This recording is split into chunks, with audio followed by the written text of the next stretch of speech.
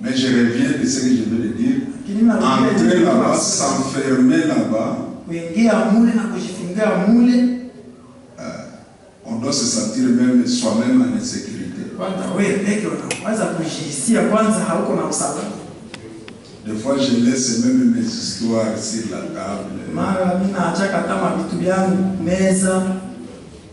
Les frères peuvent me faire garder leur argent. Je laisse ça là-bas.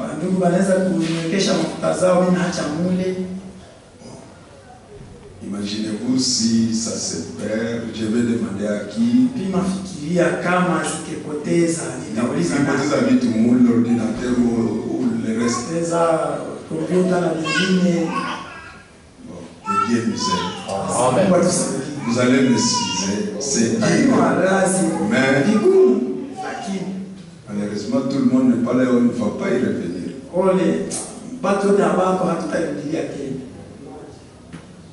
L'image, on ne saura pas. Déjà, ça vient de l'autre 10 minutes. Mettez-vous debout. Nous lisons Luc 4 et Romains chapitre 8.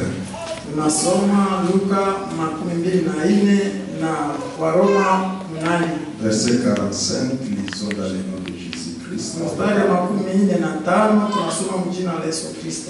Alors il leur ouvrit l'esprit, en fait ils comprissent les Écritures. Kisha akawafungua roho ili wapate kufahamu maana ya maandiko. Tuombe. Très saint Père. Mtakatifu sana Baba. C'est une phrase simple. Ni msemo rahisi. Mais tu ne l'as pas fait pour rien. Lakini andikaka kwa bure. Tu as vu ce qu'était l'état de tes disciples. Ulionaka hali ilikuwa ya wanafunzi wako depuis ta résurrection. Kuanzia ufufuko wako. Et toutes les fois que tu t'es présenté devant eux. Na wakati wote ulipoonekana mbele zao. Tu as trouvé nécessaire de leur ouvrir l'esprit. Ukaona ni ya maana sana kuwafungua akili. Père éternel. Baba wa milele. Des fois nous aussi nous sommes limités. Mara nasi tunakuwaka na mipaka.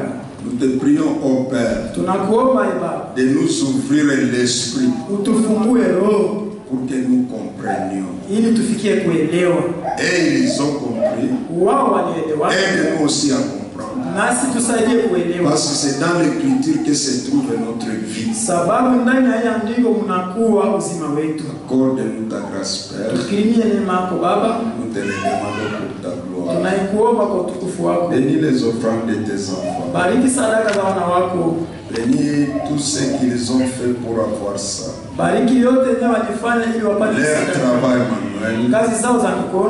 Oh Dieu Tout-Puissant. Bénis leur famille. Ils se privent pour te donner. Pour que ton œuvre puisse aller de l'avant. Car c'est grâce à ces offrandes que nous réalisons nos services. Accorde-les des bénédictions, Seigneur. Et bénis ta parole et tout ce que nous allons lire. Au nom de Jésus-Christ. Amen. Que Dieu vous bénisse. Ce sera un peu rapide. Nous sommes en train de parler d'Apocalypse chapitre 5. C'est un chapitre très très important. Apocalypse chapitre 5, c'est le plan de la rédemption. Vous allez demander comment est-ce que Jean parlait de ça après que Christ soit mort à la croix.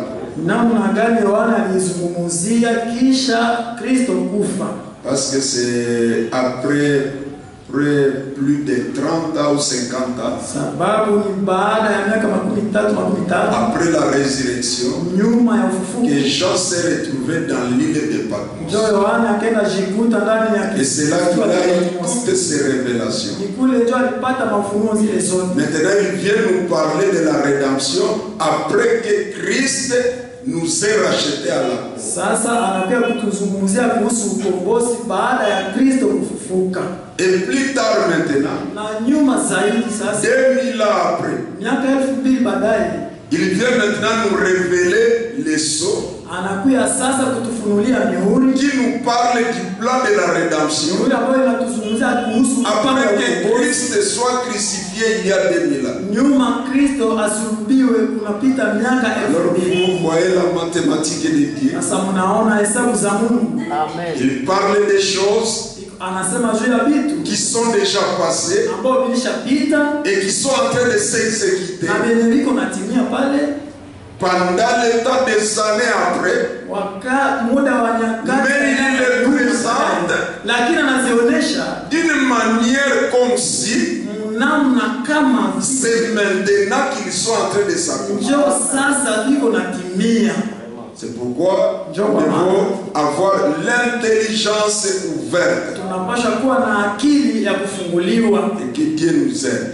Mungu Mais atusaidie. pour ce soir, Lakini kwa hii jioni j'aimerais parler de quelques grandes déclarations, ningelipendelea niseme kuhusu Quelques matamshi vérités makubwa, makweli fulani fulani difficiles à dire, yenye ni vigumu kuisema, mais qui sont véritables. lakini ni makweli za kweli. Mais si ça trouve un beau cœur Lakini kama zile kweli qui zinapata peut comprendre ces vérités, ambayo inaweza kupokea kuelewa hizi makweli, et si ça opère réellement, na kama tu zinatenda kweli kweli, l'homme ne sera pas ce qu'il est aujourd'hui. mwanadamu hatakuwa tena kenye iko leo. En réalité, Kwa kweli ce que l'homme aujourd'hui, kenye mwanadamu iko leo, je dis bien les chrétiens, niko nasema vizuri, Mkristo ce n'est pas ce qu'il devrait être. haiko njo kenye alipashwa kuwa. Normalement, Kwanza mwanadamu, l'homme connu par Dieu, mwanadamu ambaye amejulikana na Mungu, l'homme que Dieu a appelé, mtu ambaye Mungu l'homme que Dieu lui-même a sauvé, mtu ambaye Mungu mwenyewe amemwokoa, il n'est pas ce qu'il est aujourd'hui haiko chenye iko leo et ce qu'il doit être. na kenye anapashwa Ce n'est kuwa, pas ce qu'il est, haiko njo kenye iko, mais que Dieu nous aide lakini Mungu atusaidie à le devenir. kuwa kile kenye tunapashwa kuwa. Dans Romains chapitre 8, Njo kwa maana Waroma 8, lisons rapidement, tusome haraka. que Dieu nous vienne en aide. Mungu atujie msaada. Comprenons un peu ce que fait le titre de propriété. Tuelewe kidogo kenye ile kibarua ya wenyezi inafanya. C'est quelque chose de grand, Ni kitu kikubwa, quelque chose à laquelle kitu ambacho il faut vraiment Dieu. inaomba Mungu, Parce que ce sont de grandes vérités. sababu ni makweli kubwa kubwa. Et même la Bible va nous dire, Hata na Biblia itatuambia même la nature, hata maumbile, la nature cherche dans l'homme maumbile iko natafuta ndani ya mwanadamu ce que l'homme doit être. kenye mwanadamu anapashwa kuwa, Et la nature attend na maumbile iko na chunga que l'homme arrive à ce stade-là. ili mwanadamu afikie kwa ile Et hatua. quand il arrivera à ce Wakati stade, atafikia mwa ile hatua, quand il aura récupéré atakaporudilia sa kusema position réelle, ile mshimamo yake ya kweli, même le monde va en bénéficier.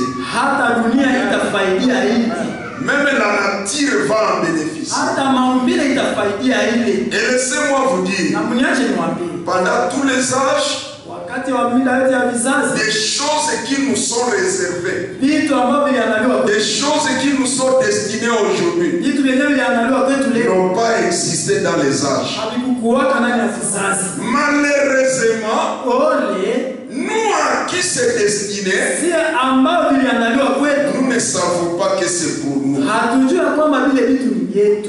Nous vivons comme des misérables Tuko naishi kama vile wanyonge pendant que nous avons tout. wakati tuko na vyote. Abraham nous dit, Ndugu Branham anatuambia une mère hadi moya, avait son fils mama moja alikuwaka na mtoto wake, et son fils est allé travailler, je ne sais pas très loin. na mtoto wake aliendaka tumika sijue wapi mbali, Et là où il est parti travailler, na kule kwenye alienda il tumika envoyait à sa maman des petits billets, des petites photos, alikuwa anatumiaka mama yake makaratasi Des kidogo petites kidogo cartes.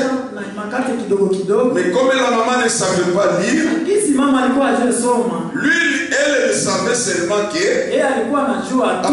mon fils il est en vie là-bas. Mtoto wangu anaishi kule. Il s'est rappelé de moi. Il m'a envoyé ce petit ticket. Alinitumia karatasi kadogo. Un jour il viendra. Siku moja atakuyaka. Alors elle gardait cela dans sa grande Bible. Kisha alikuwa anachunga ile makaratasi zake mu Biblia kubwa. Vous savez les Bibles de grandes personnes. Najua mabiblia za watu wakubwa. Ce sont des grandes Bibles. Na kwaka ni Biblia kubwa. Il ouvre. Anapoifungula. C'est lire. Anajua kusoma. Tu ne peux pas avoir une petite Bible et tu ne vois pas loin. Hawezi kuwa na Biblia kadogo hautaona kwa mbali. Alors la maman gardait ses papiers dans sa Bible correctement. Sasa huyu mama alikuwa anachunga ile makaratasi ndani ya Biblia yake vizuri. Et après, il allait demander de l'argent. Alikuwa anaenda kulomba mafuta. Wazee mnisaidie mimi nataka kufanya njaa. Wajirani, aidez-moi, je viens de faire. Alors un jour, sasa siku moja quelques gens sont venus la visiter. Watu fulani wakakuja kumtembelea yule mama. Il dit maman, comment toi tu es enregistré parmi les misérables pourtant? Namna gani wewe unajulikana? Tu sembles avoir une famille. Japokuwa unakuwa na jamaa kubwa. Toi aussi tu es compté parmi les misérables. Na wewe unahesabiwa kwa watu maskini.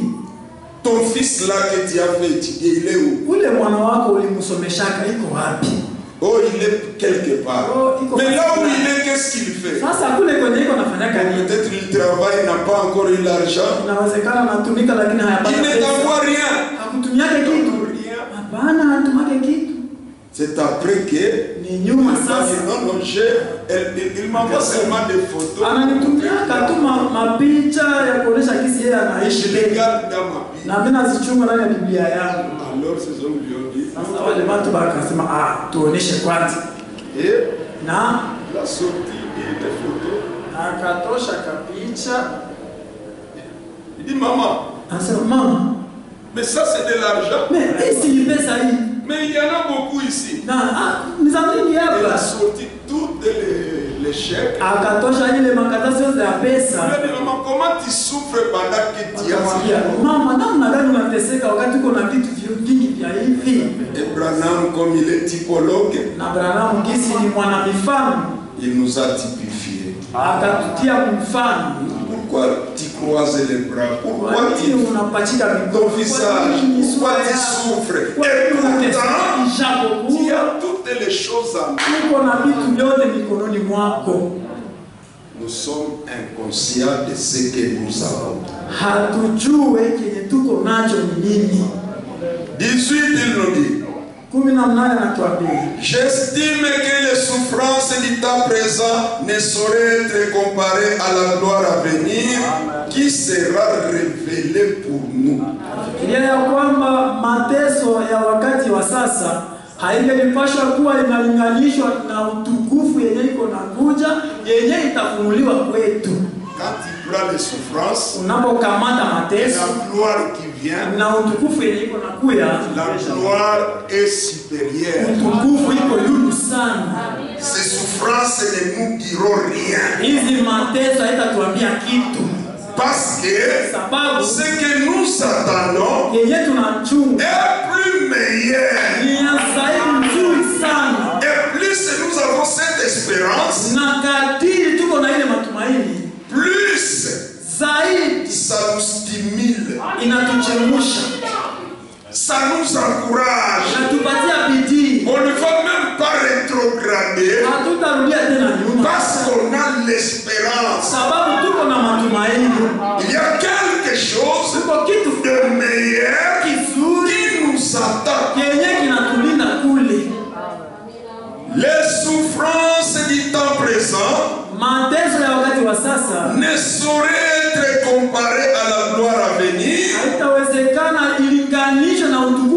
qui sera révélée pour nous.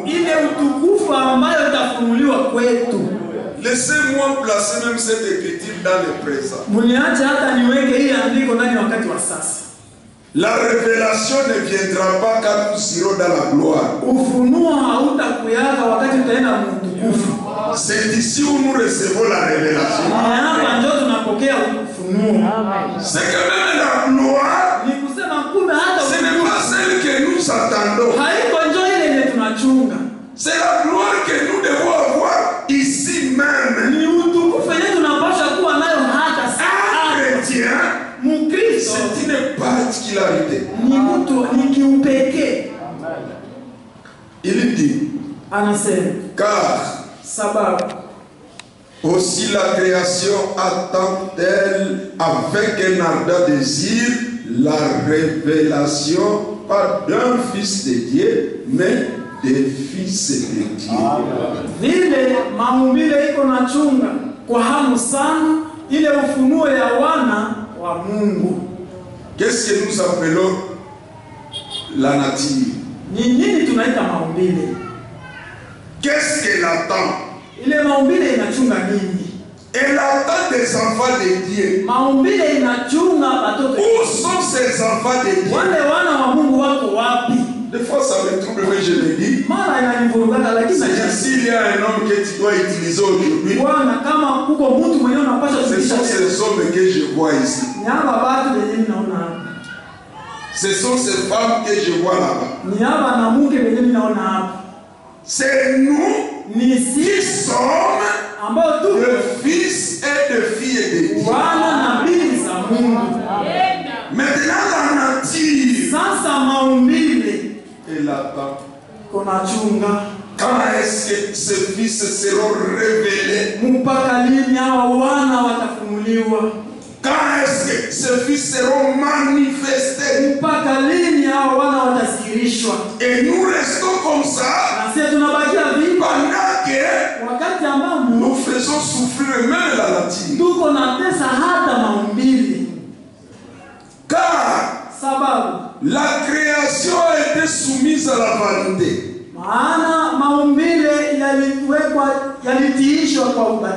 Non de son gré. Ce n'est pas la création qui a péché, mais à cause de celui qui l'y a soumise. Quand cet homme, le premier homme, a perdu sa position, la nature elle-même s'est retrouvée. Le soleil brillait du matin jusqu'au soir. Et ça ne brisait pas, ça ne brûlait même pas l'homme. Même à midi, ça ne peut pas le briller. Mais un jour, le soleil se voit. Il y a des nuages qui l'empêchent de guérir. Le soleil dit, mais pourquoi ça? Je ne sais pas si vous avez déjà observé. Quand le soleil perce les nuages, comment les rayons solaires s'engagent sur la terre et ça devient quelque chose de bon. Mais pourquoi il a été empêché? Le soleil. Prenons même l'arbre. L'arbre a aussi besoin de vivre. Mais directement, subitement, un homme vient avec une hache. Et il commence à couper l'arbre. Si cet arbre pouvait parler, savez-vous qu'il plaît? Il souffre. Quand il vient avec ta hache, il y a même la sève qui commence à couler. L'arbre se demande pourquoi il me fait souffrir. Maintenant, il y a une parole de promesse. Cet arbre attend avec un grand désir le jour où il ne sera plus coupé. Ce n'est pas quand Christ viendra, mais c'est avant la venue de Christ. Le Fils de Dieu doit être manifesté. Ils doivent utiliser leur titre de propriété incontestable.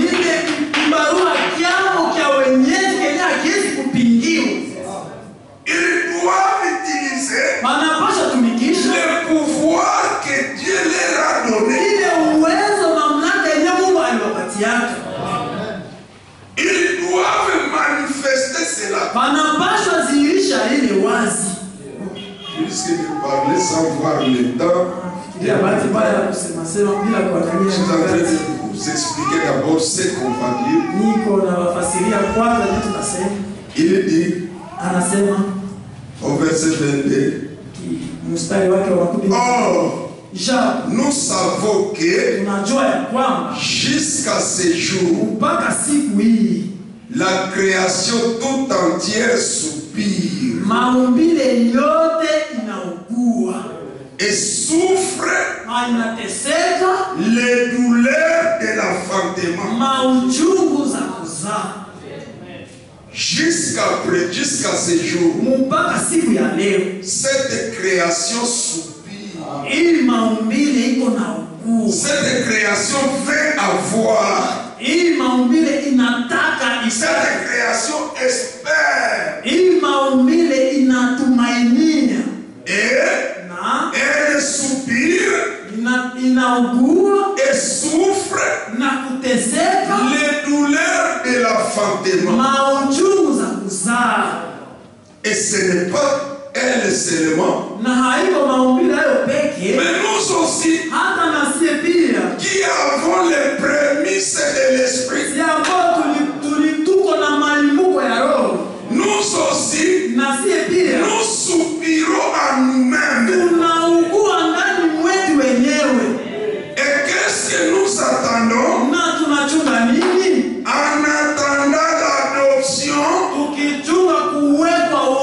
la rédemption de nos corps. Ça viendra. Ça aura lieu. Et que vient faire maintenant le rachat? Quel est le rôle du rachat? Si le rachat a existé, c'est pour un but. Comme nous étions en train de le dire, un racheté, c'est quelqu'un qui sait qu'il est racheté. Un racheté, c'est quelqu'un qui était perdu. Maintenant il est racheté. Or dire que tu es racheté, c'est que tu as été pris là où tu étais perdu. Maintenant on te ramène. On te ramène où? À ta position originale. Y a-t-il des rachetés ici? Que Dieu nous vienne en aide. Le fondement fondamental pour la foi. Le fondement fondamental. Paragraphe 8. Il nous dit ceci. Une grande vérité. Peu importe dans quel état un homme se trouve, il est néanmoins un fils de Dieu.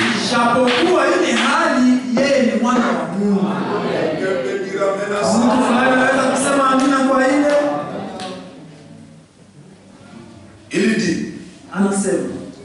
il est néanmoins un fils de Dieu. Quand j'étais dans la boue, ne connaissant pas Dieu, mais j'étais quand même un enfant de Dieu. Le fils prodige. Même s'il était dans la boue, mais il savait qu'il était quand même un fils du Père quelque part. Voilà la première assurance que nous devons avoir. Même si mes parents étaient des sorciers, wazazi yangu walikuwa balozi. Mais lakini Mungu akanijua. Même si hata kama j'étais prostituée, nilikuwa kahaba, impudique, mzinifu, mais lakini j'étais un fils de Dieu. Nilikuwa mwana wa Mungu. Tôt ou tard, vipende visipopenda, Dieu me retirera de cette situation. Mungu ataenda kuniondoa mwa ile hali. Et il me ramènera Na atanirudishaka à ma position du départ. ale kumshimamo yangu ya kwanza. L'homme n'est pas comme un arbre qui est tombé, ça reste là-bas. Mwanadamu haiko sawa mti inaanguka inabaki. Mais l'homme Lakini que mwanadamu Dieu a aimé, ambao Mungu alimpenda, s'il tombe, kama anaanguka, Dieu le relève Mungu anamshika et il reprend la marche. na anarudia tena safari. Il dit, Anasema peu importe sijalisi dans quel état un homme se trouve, ndani ya hali gani mwanadamu anajikuta, il est néanmoins un fils de Dieu. japokuwa ile hali yeye ni mwana wa Mungu. Peu importe dans quel état de péché il se trouve, Sijalisi muhali gani ya dhambi iko, combien il est éloigné, mara ngapi amejiteka mbali, il est un fils déchu, yeye ni mwana mwenye ameamua. mais cependant, Lakini japo il hili est un fils. yeye ni mwana, Ne faut pas nous sous-estimer. hatupashi kujidharau mara moja. Je ne dis pas maintenant, Sasa lakini il y a un fils de siseme Dieu aujourd'hui, uko mwana wa Mungu, demain on te trouve dans les cabarets, kesho anakuta puis mkiasi tu reviens. tena mnarudia. Non, non, Haiko vile. quand tu es racheté, Wakati tu umekombolewa, es racheté, umekombolewa, tu es sorti umetoka de là où tu étais, toka kwenye ulikuwa, tu entres à quoi? unaingia ndani ya nini? Dans une autre position. Ndani ya mshimamo Et mwingine. les Écritures vont très loin. Na maandiko zinaenda mbali. C'est un chien Ni imbwa qui retourne vers yenye inarudilia le kwenye vomicide. vitapikio. Un chien Imbwa retourne vers ce qu'il a déjà vu. inarudilia vitapikio vyote vinavitapika mbele. Il dit, Anasema Dieu est son créateur. Mungu njo muumbaji wake. Dieu est celui qui l'a créé. Mungu njo mwenye alimuumbaka. Dieu l'a racheté à un prix. Mungu akamununua kwa bei. Et il se peut qu'il n'admette jamais cela. Na inawezekana yeye haruhusie kile. Il se peut qu'il n'accepte jamais cela. Inawezekana yeye hakubali hili. Il se peut que cela ne lui fasse aucun bien aujourd'hui. Inawezekana ile haimfanyizie kizuri chochote. Mais cependant, il a un fils Ijapokuwa ile yote yeye ni mwana et une fille de Dieu. na binti wa Mungu. Et pourquoi Dieu a-t-il placé l'homme ici? Sasa kwa nini Mungu aliwekaka mwanadamu hapa? Pourquoi il t'a placé sur la terre? Kwa nini Mungu alikuwekaka kudunia? Quand Dieu a placé l'homme sur la terre, Wakati Mungu alimweka mwanadamu kudunia, c'était pour qu'il ait la juridiction de tout ce qu'il y a sur ilikuwa la ni terre. kwa ajili akuwe na utawala juu ya vyote vilivyo kudunia. Dieu lui a donné ce pouvoir, Mungu alimpatiaka ile cette mamlaka, autorité. ile uweza, mamlaka. Il dit, Anasema je saute pour gagner mon temps. naruka ili tufaidie wakati. Il dit, eh bien, Na vema là où c'est archivé, kwenyewe kunatiliwa vishara. Dieu, Mungu quand il a créé l'homme au commencement, wakati alipomuumba mwanadamu kule kumwanza, savez-vous qu'il l'a créé supérieur à tout ce qu'il y a sur la terre? je, unajua kwamba Mungu alimuumbaka mwanadamu ni wa yulu sana kushinda vyote viko dunia? Il a commencé, Akaanza, il est allé, akaenda, mais le sixième jour, lakini siku ya il a sita créé quelque chose de supérieur. akaenda kuumba kitu kimoja cha yulu sana, Et il lui a donné na akamupatia la juridiction de tout sur la terre pour tout contrôler. akamupatia utawala juu ya vyote vyenye viko kudunia ili aviongoze, avitawale. C'est pourquoi même les lions, Ndio kwa maana hata simba si tu n'as pas peur, kama hawaogopi, quand ils voient l'homme, wakati simba inaonaka mtu, mais s'il voit une antilope, kama inaona swali il va vite. Mais quand il voit l'homme, si tu n'as pas peur, le lion te craindra. Maintenant, si tu as la parole, imaginez-vous, si on parle de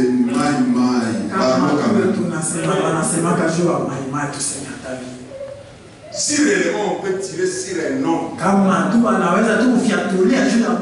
et il ne meurt pas, ça c'est un style, c'est le diable qui met cela dans ses gens. Mais Dieu aussi n'a-t-il pas de pouvoir de rendre un chrétien pareil? Est-ce qu'il ne peut pas le faire? Nous devons reconnaître notre position. Il dit, il devrait contrôler les animaux, il contrôlait les animaux, il contrôlait les volailles, les volatiles, les poissons de la mer, il contrôlait les vents, il contrôlait les végétaux, il contrôlait tout. C'est ça l'homme qui était déchu et que Christ est venu payer le prix. C'est pour relever cet homme-là et le ramener à sa position. C'est ça les chrétiens. Et encore, on va très loin. Toutes ces choses ont été gardées jusqu'à maintenant, jusqu'à ces jours. Donc ces choses sont pour nous. 9. L'homme a été créé un Dieu secondaire sur la terre.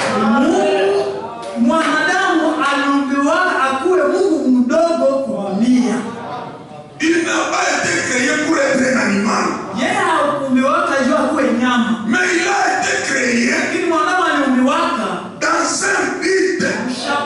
Et le but de Dieu, j'ai créé cet homme pour qu'il devienne un petit Dieu. Y a-t-il des hommes ici? S'ils sont là, qu'ils les manifestent. Y a-t-il des hommes ici? Alors comme vous levez vos mains, vous avez été créés pour être des dieux secondaires. Alors appliquez, vivez comme des dieux. Quand je disais, ça me fait quelques minutes avant. La pensée est venue, je dis, voilà le rôle du titre de et le titre propriétaire, nous avons vu que c'est la parole. Et cette parole n'est pas dans la tête, n'est pas dans le corps, mais cette parole est dans le cœur.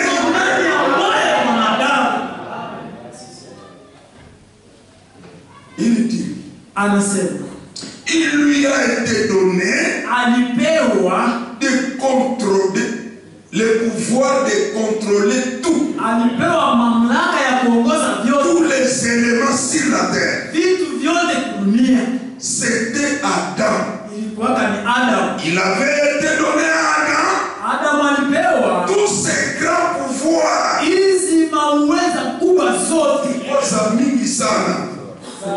Mais alors, le pouvoir qui lui a été donné pour faire son choix,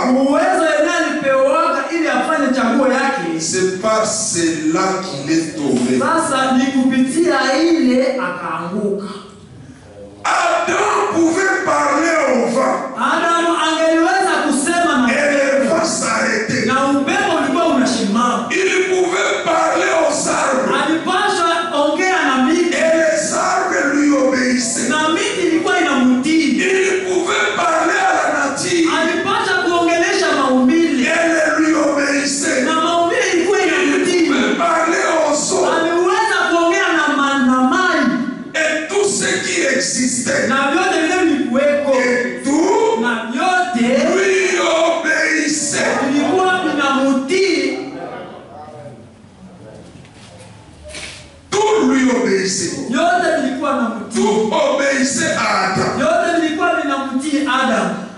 ça le commencement de l'homme. C'est ça l'homme que je suis. Que tu es. Tout lui obéissait. Il dit. Eh bien, c'est ce que Dieu lui avait donné comme pouvoir sur toutes les choses sur la terre. Eh bien, au travers de la chute, il a perdu ses pouvoirs, alors il est devenu inconscient de cette réalité.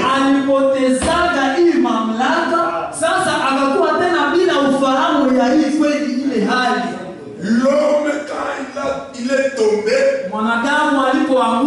il a perdu ses pouvoirs et même sa conscience est limitée. C'est pourquoi même devant la malaria, nous tremblons. Est-ce que l'élément il va guérir si tu l'as? Est-ce qu'il va t'apprendre? C'est fini. Là, vous n'aurez rien. Mais si vous y allez, tout en sachant que Christ a déjà payé le prix, rien ne va résister. Il dit. Alors il est devenu inconscient de cette réalité. Après avoir perdu sa relation, son amitié et sa communion avec le Père, alors il a perdu cela. Et tous ces grands canaux se sont obscurés. Et il ne pouvait plus établir les contacts. Il est devenu un vagabond. Pourquoi Abraham dit là, ce jour-là au calvaire. Depuis que l'homme est tombé là à la chute au commencement, il est devenu un vagabond. En train de crier, de pleurer. Malheureusement, quand Christ est venu, même ceux qui l'attendaient, ceux qui avaient les paroles et les promesses, ils n'ont pas su que le Messie était déjà sur la terre. C'est pourquoi, jusqu'aujourd'hui, les hommes continuent à souffrir. Et pourtant, Dieu a déjà envoyé la solution. Écoutez cette phrase. Or, ce qu'Adam était en Dieu, Christ nous a rachetés et nous a ramenés à cela. J'aurais attendu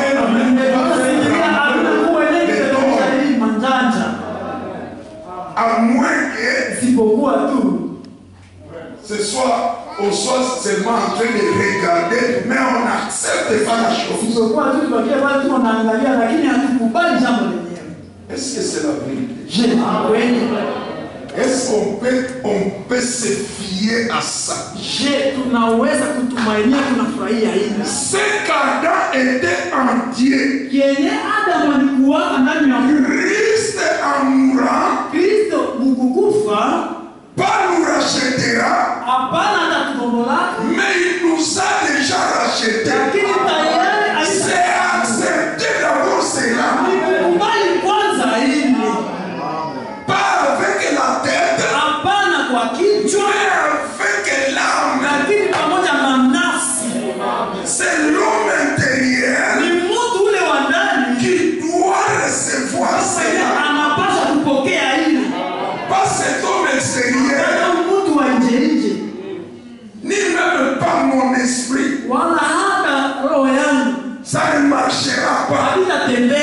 Mais si le troisième homme, la troisième personne dans l'homme, qui est son âme, elle se voit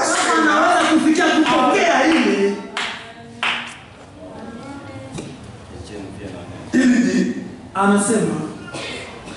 racheter quelque chose, c'est le ramener à ce que cela était là à son origine.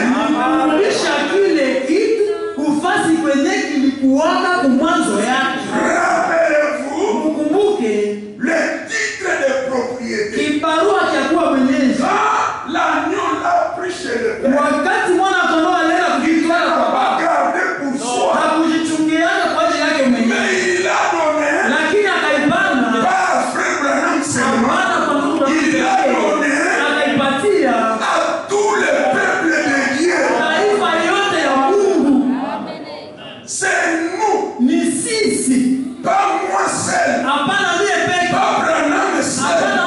Mais c'est nous qui sommes rachetés.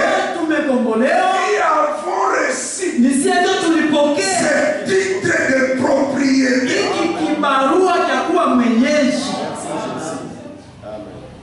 Et Adam ne devait jamais tomber malade.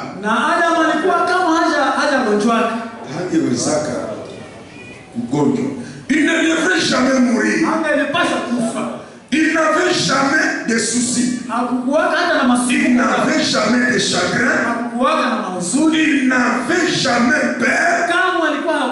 Il montait simplement dans les bras du Père. Quand le Père descendait chaque soir, comme il descend aujourd'hui, croyez-vous qu'il est ici? Alors, descendant d'aujourd'hui,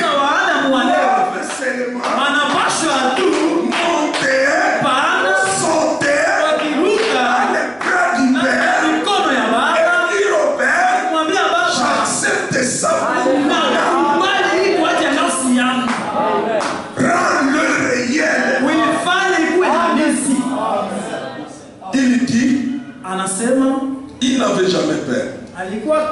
Il montait simplement dans les bras, juste comme un enfant. Tout lui appartenait. Et tout ce qu'il lui demandait, eh bien, il obtenait simplement. Il obtenait simplement. Tout lui obéissait. Parce qu'il était l'enfant de Dieu. Êtes-vous des enfants de Dieu? Qu'est-ce qui nous a rendu enfants de Dieu? C'est l'œuvre du calvaire. Les rachats que nous avons eu, ça nous a ramenés dans notre position. Parce qu'il était l'enfant de Dieu. Et l'enfant est héritier de toutes les choses. Et lorsque l'homme est tombé, il a perdu cela. Et alors, ce qu'il a perdu dans la chute, Christ ne viendra pas. Mais il est déjà venu comme rédempteur. Et maintenant nous pose la question. Vous êtes-vous déjà arrêté pour réfléchir à la raison pour laquelle Christ nous a rachetés? Uanze kufikiria ile kisababu ile acha Kristo anakuja kutukomboa. Est-ce que nous pouvons nous arrêter un peu? Je tunaweza kusimama chez nous à la maison hata kwetu nyumbani et nous demander na kujiuliza pourquoi Christ nous a rachetés? Juu ya nini Kristo alitukomboaka? Il nous a donné la vie éternelle. Alitupatia uzima wa milele. Le but du rachat, c'est de nous donner la vie éternelle. Il nous a ramenés à la communion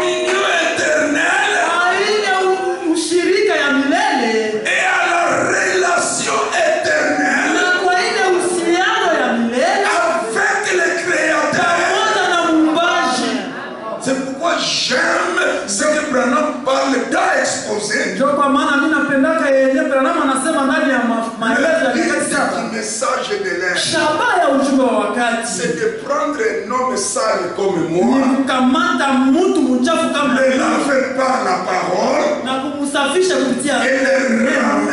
Na kumrudisha dans une relation. Mwile uhusiano. Pas n'importe quelle relation. Haizuru uhusiano. Relation intime. Uhusiano ya ana kwa ana ya kweli. Relation intime. Uhusiano ya kilindi. Les mariés peuvent comprendre. Benye wanaoana wanaweza elewa. Il dit anasema à la relation éternelle avec Dieu. Kisha kwa ile uhusiano ya milele pamoja na Mungu. Pour être de nouveau. Ili tukue tena upya. Ses fils. Wana. Et ses filles. Binti zake. Pour restaurer. Kwa kurudisha. Ce qu'Adam avait perdu dans la chute. Alléluia. Kwa ile anguko. Pas ça viendra. Hapana bitakuya. C'est déjà fait. Lakini lishafanyika. Nous devons déjà l'être. Tunapasha kuwa bikile. Est-ce que nous agissons maintenant à conséquence? Sasa je tuko na tena kimakini? Branham dit aujourd'hui leo Dieu nous a donné les gages. Mungu tayari ametupatia arabuni. Il n'a pas encore donné la totalité. Haya hapana vyote. Mais il a déjà donné les gages. Lakini alishapana avance. Tu as déjà quelque chose. Tayari ushakuwa na kitu fulani. On va le temps filer. Naona wakati nakimbia. Apocalypse chapitre 5. Ufunuo sura 5. Chapitre 5. Sura ya 5. Ça va nous ramener au paragraphe 93. Taturudisha kifungo ya 93. D'abord à 91 je lis une phrase. Kwanza 91 nasoma msema mmoja. La condition de J. Hali ya anguko. Et l'héritage de J. Na ile urithi ya kuanguka. Kwa nakia kukanisa mbio tu me trouble. Chaque fois venir dans l'église tu me trouble. Ça unafika saa hii. Continue terminer. Il dit anasema. J'ai parlé, j'ai dit mais qu'est-ce qu'il veut dire? Seigneur tu connais. Voilà, unajua. Il dit anasema la condition de J. Hali ya anguko. Et l'héritage de J. Na urithi ya kuanguka. Une race de J déjà. Ukoo ya watu wenye walianguka. Maintenant, sasa un agneau. Mwana kondoo moja revient. Anarudia tena. Pour racheter. Kukomboa. Pas comme ça sera. Hapana kama vile itakuwa. Au commencement. C'est ça la parole de Dieu. Ne nous appelons pas des sauvés. Tusijiite wakombolewa. Wakati ule nous ne sommes même pas ramenés dans notre position. Tumerudishiwa kushimamo wetu ya kwanza. C'est pourquoi ils ne seront pas nombreux. Watakuwaka bamingi. Il dit anasema ça c'est pour nous racheter. Ni kwa ajili ya kutukomboa. 92. Makumi tena na mbili. Tout ce qui est racheté. Yote yenyewe nunuliwa. C'est quelque chose qui a été perdu. Ni kitu kwanza ambacho kilipotea. C'est quelque chose ni kitu fulani qui a été perdu et qui ensuite a été ramené.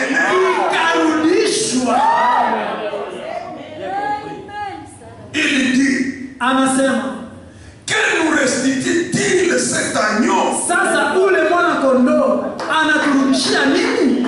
Il nous restitue anaturudishia tout ce que nous avions au commencement. Anaturudishia vile vyote vile vilikuwa nayo kwa mwanzo. Quand je lis ça, je dis Seigneur. Nasoma hii nasema Bwana. Sasa si tu m'as déjà restitué, kama mtu ulishanirudishia hii yote, pourquoi maintenant? Juu ya nini sasa? Pourquoi? Kwa nini? Ça doit être une préoccupation. Unapaswa kuwa ndio ikuwe shughuli. Qu'est-ce que nous avions au commencement? Ule kumwanzo tulikuwa kana nini? 93. Makumi tena na tatu. Qu'avions-nous au commencement? Ule kumwanzo tulikuwa kana nini? Nous nous avions la vie éternelle. Je dois croire ce soir que Christ m'a déjà donné la vie éternelle. Je dois le sentir. Et même la mort, cette mort passagère, ça ne viendra pas annuler cela. D'ailleurs, les Écritures nous certifient que la mort a existé. Depuis Adam jusqu'à Moïse. Après Moïse, la vie est venue. C'est pourquoi Christ envoie la croix. Il était suspendu là-bas. Il nous a déjà racheté. Il nous a déjà ramené. Alors si j'ai la vie éternelle, je dois vivre. Les autres choses doivent être là.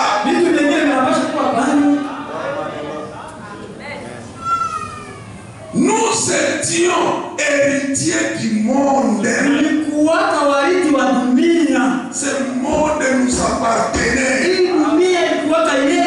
Nous avions la vie. Et nous ne devions jamais mourir. Et nous ne devions jamais être malades. Nous ne devions jamais vieillir. J'ai regardé là le blanc, bla bla bla. Mais ça c'est quoi? Pourquoi ça? Il continue. Nous ne devions jamais vieillir. Nous n'avions jamais de soucis. Il n'y avait pas de funérailles. Il n'y avait pas de tombes. Pas de mal. Pas de mort. Pas de cheveux gris. Pas de nouveautés. Pas de deuil. Pas de pleurs. Qu'est-ce que nous avions? Qu'est-ce que nous avions? Nous avions la vie éternelle. Nous avions la juridiction sur toute la terre. Nous étions tout simplement des dieux. Marchant sur la terre, nous étions des dieux. Et notre grand frère nous a prouvé cela. Quand il était sur la terre, il vivait dans ce monde que personne ne connaissait. Même s'il était dans les avenirs de Galilée, mais il ne vivait pas à Galilée. Il pouvait marcher sur les eaux. Est-ce que Pierre n'a pas marché sur les eaux? Et aujourd'hui encore, il peut aussi marcher sur les eaux.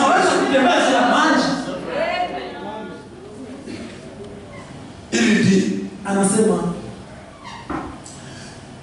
si en nous promenant, nous voyons un arbre qui ne semblait pas à sa place, nous disions, soit déraciné et placé là-bas. Et il obéissait. Si le vent soufflait et que nous n'en voulions pas, n'a-t-il pas calmé le vent, notre grand frère?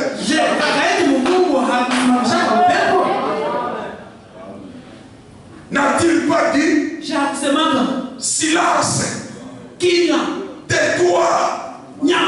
Et il obéissait. Qu'est-il venu faire? Qu'est-il venu faire, mes bien-aimés? Nous ramener tout cela.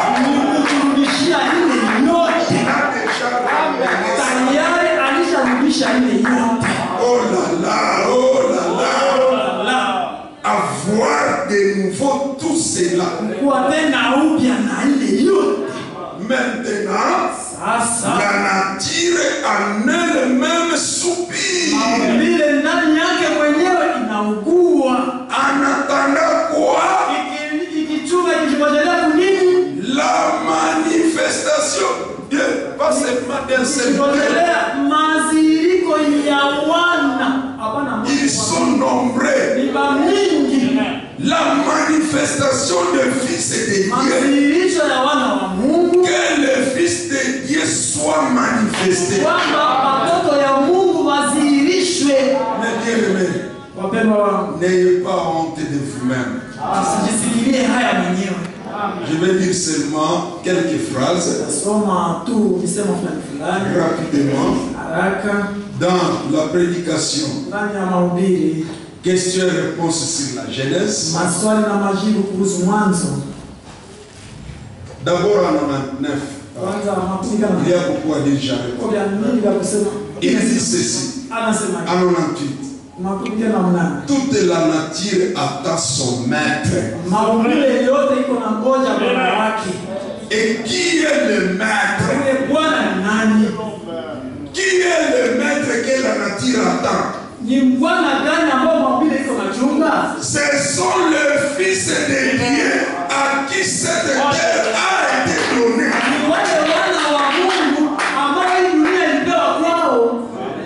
Oui, Dieu aura bien sûr ceci à lui.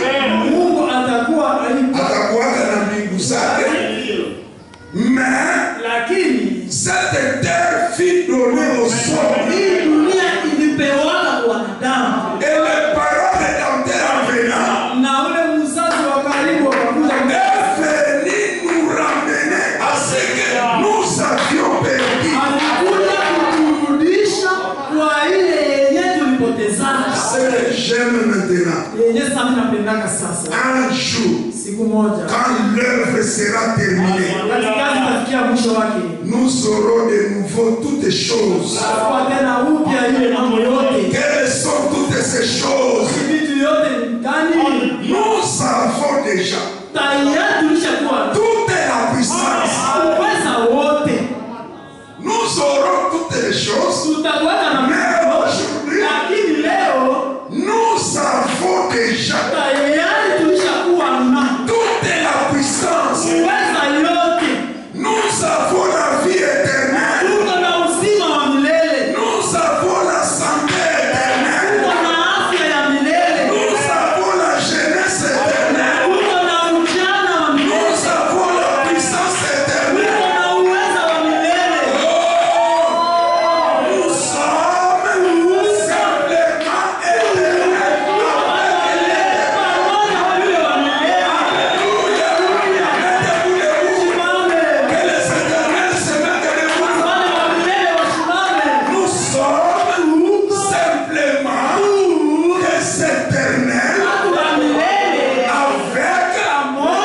éternels.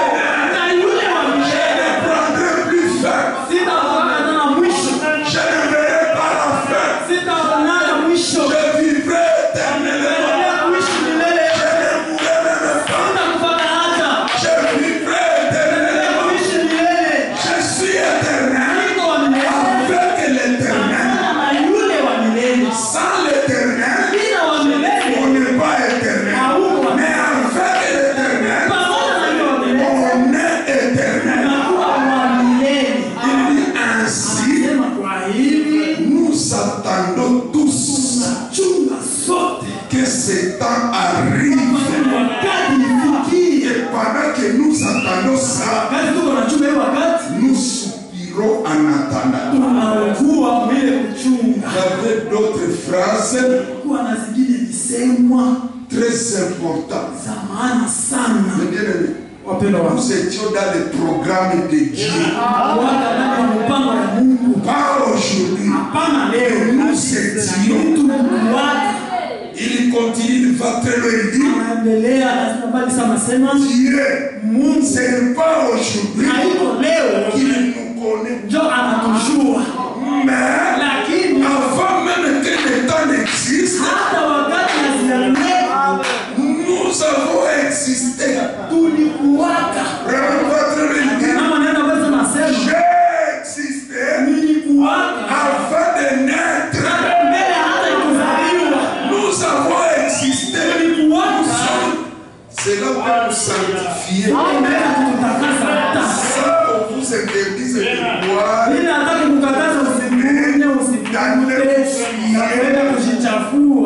Sans qu'on vous dise même demain votre vous allez.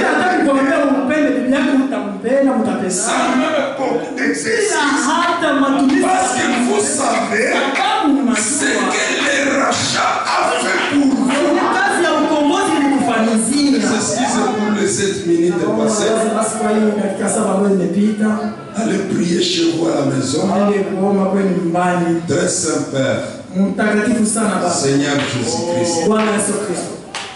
Oh Dieu. Je te remercie. Tu sais, quand tu m'as montré ces choses, ce qui s'est passé en moi. Père éternel, laisse que ce même sentiment se passe dans tes enfants. En rentrant chez eux à la maison, que chacun craigne une solitude. Même 10 minutes. Nous venons d'en parler dans une heure. Si nous pouvons prendre aussi une heure en train de méditer sur ces choses, Père éternel, plus les disciples pensaient à toi, tu es apparu. Aide-nous aussi à avoir des temps individuels, personnels,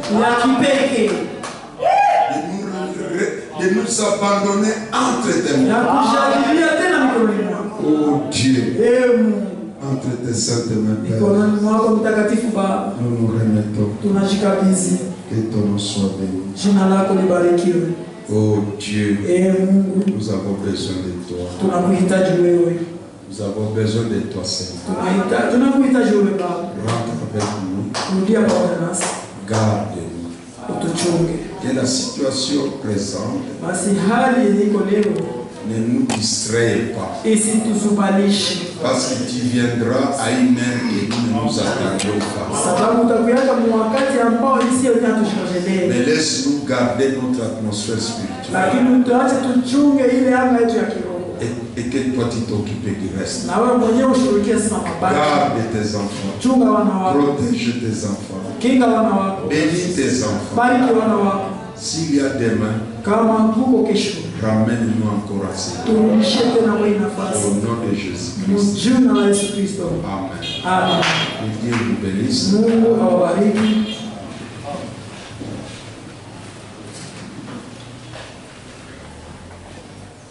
La sœur Esther, elle remercie Dieu. Dada Esther anashukuru Mungu. Elle était malade. Alikuwa na gonjwa. Elle vient de recevoir la guérison. Lakini amepokea uponyaji. Que Dieu soit béni. Mungu abarikiwe. C'est quelle Esther? Dada Esther gani? Esther. Ok, cette sœur elle souffre. Yule dada alikuwa anateseka. Que Dieu soit loué pour la. Basi Mungu ashukuriwe kwa kuwa amemponyesha. Le dimanche, siku ya Jumapili, pendant la dernière prière, maombi ya mwisho, elle a senti quelque chose, elle a piqué ici au niveau. Ansikia kitu fulani kana kugusa. Mnaitaka nini wa? La jambe c'est en bas. Ile paja ni pale chini. Cette partie. Et depuis lors, elle a été difficile de marcher. Kuanzia pale akakuwa na vigumu kutembea. Mais Dieu soit loué. Lakini Mungu ashukuriwe. Par la prière, je vais voir au milieu de nous. Tia maombi mimi namuona katikati yetu. Que Dieu soit béni. Mungu abariki. Saluez-vous et rentrez rapidement. Msalimiane tumsikie haraka. Dakika 10 zimepita. Allez rentrer à la maison. Mungu awabariki.